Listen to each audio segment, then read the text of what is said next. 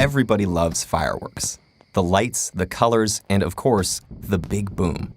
But the history of fireworks isn't all hugs and celebrations.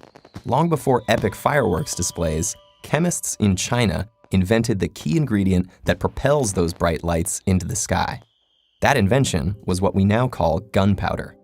Our story begins back in ancient China in the mid-9th century, where early Chinese alchemists were trying to create a potion for immortality.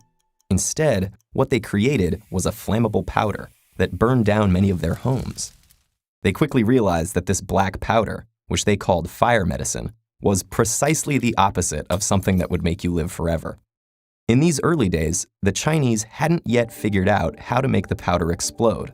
It was simply very flammable, and their armies used it to make flaming arrows and even a flamethrower. But once they figured out the right proportions of ingredients to create a blast, they began using the powder even more, creating fireworks to keep evil spirits away and bombs to defend themselves against Mongol invaders.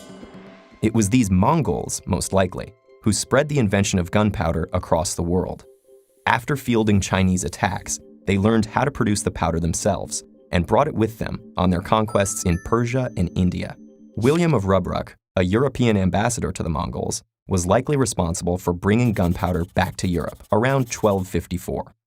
From there, engineers and military inventors created all kinds of destructive weapons. From bombs to guns to cannons, gunpowder left its mark on the world in some pretty terrible ways, in contrast to the beautiful marks it can leave in the air. So how does black powder propel fireworks into the sky? You might have seen old westerns or cartoons where a trail of gunpowder is lit and it leads to a large and obviously explosive barrel. Once the fire gets to the barrel, a large boom occurs. But why doesn't the trail itself explode?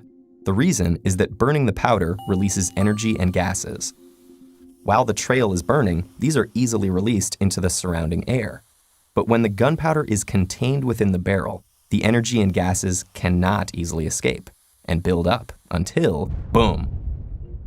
Firework canisters provide a single upward-facing outlet to channel this explosive energy. The wick ignites the gunpowder, and the energy takes the easiest exit from the canister, launching the firework high into the sky.